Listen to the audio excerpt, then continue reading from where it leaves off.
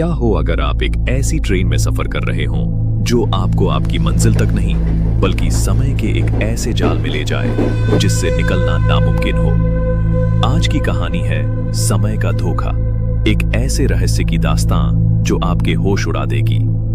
कहानी शुरू होती है एक नौजवान पत्रकार आरव से। आरव पुराने और वीरान शहरों की अनकही कहानियों को दुनिया के सामने लाने का शौकीन था।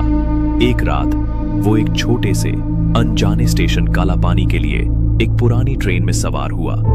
कहा जाता था कि वो स्टेशन सालों पहले बंद हो चुका था, लेकिन आरव को एक गुमनाम खत ने वहां आने को मजबूर कर दिया था। ट्रेन में आरव के अलावा सिर्फ गिने चुने लोग थे। एक बूढ़ा आदमी जो लगातार अपनी घड़ी को देख रहा था, एक खामोश सी औरत जो बाहर अंधेरे में घूर रही थी, और एक टिकट चेकर जिसका चेहरा अजीब तरह से भावहीन था। माहौल में एक अजीब सी बेचैनी थी, जैसे आने वाला तूफान पहले ही अपनी दस्तक दे चुका हो। जैसे ही घड़ी ने रात के 12 बजाए, ट्रेन एक जोरदार झटके के साथ रुक गई। बाहर घना जंगल था और दूर दूर तक कोई स्टेशन नजर नहीं आ रहा था।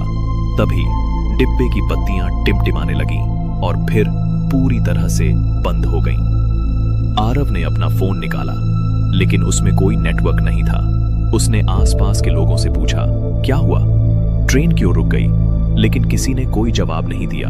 सब अपनी जगह पर पत्थर की मूर्तियों की तरह बैठे थे।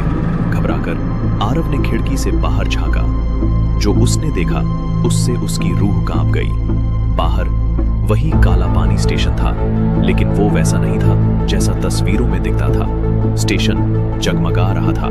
लोग ऐसे कब्रों में थे जैसे वो 50 साल पुराने जमाने के हों, और एक पुरानी भाप वाली ट्रेन खड़ी थी जिसमें से धुआं निकल रहा था। आरव को समझते देर नहीं लगी कि वो किसी बहुत बड़ी मुसीबत में फंस चुका है। वो जिस ट्रेन में था वो असल में समय के 2 सिरों को जोड़ने वाली एक कड़ी थी। हर रात 12 बजे ये ट्रेन वर्तमान से निकलकर 50 साल पुराने अतीत में पहुंच जाती थी, सिर्फ 5 मिनट के लिए।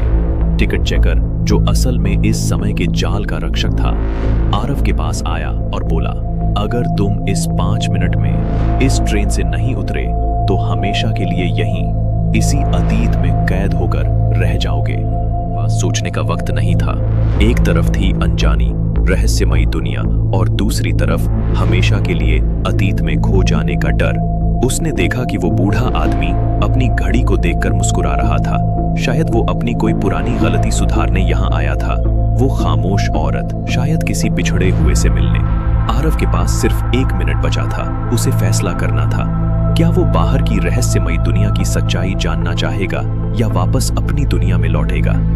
उसने एक लंबी सांस ली और ट्रेन से बाहर कूद गया।